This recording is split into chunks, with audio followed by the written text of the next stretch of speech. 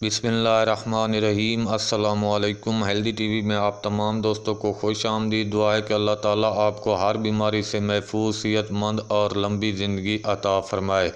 आज की वीडियो में जो नुस्खा आप लोगों के साथ शेयर करने लगा हूँ, ये बवासीर के मरीज़ों के लिए। बवासीर चाहे बादी हो या खूनी हो, उनके लिए ये बेहतरीन, आसान और बारहा आज़मूदा नुस्खा है, क्योंकि ये नुस्खा कोई आम नुस्खा नहीं, ये रसूल पाक सल्लल्लाहु अलैहि वसल्लम का बताया हुआ नुस्खा है। कि जब हज़रत इमरान इब्न हसीन रज़ी अल्लाह ताला अन्हु, जो कि सहाबी रसूल थे, उनको बवासीर का मर्ज़ लाहक हुआ, तो रसूल पाक ने यह नुस्खा उनको अनायत फरमाया।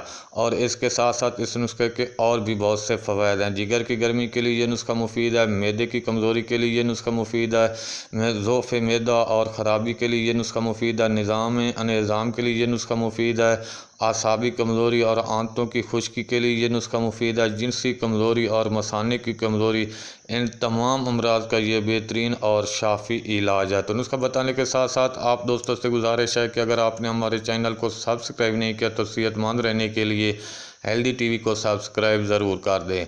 इंजीर 3 अदद, बादाम 9 अदद, किशमिश 22 अदद, खजूर 4 अदद, इन सब अज़ा को धोकर साफ़ कर लेना है और मिट्टी के बर्तन में डालकर पानी में भिगो कर रख देना है। सुबह निहार मुँह आपने इसको खा लेना है और साथ पानी भी पी लेना है। 1.5 माह आपने ये इस्तेमाल करना है। इंशाल्लाह आप भूल जाएंगे कि आपको बवासीर थी, चाहे वो किसी भी किस्म की बवासीर हो। नुस्खा अच्छा लगा है तो वीडियो को लाइक कर दें और सदका जारिया समझकर शेयर कर दें। मिलते हैं अगली वीडियो में एक नए नुस्खे के साथ, एक नए टोटके के साथ। तब तक के लिए अल्लाह हाफिज़।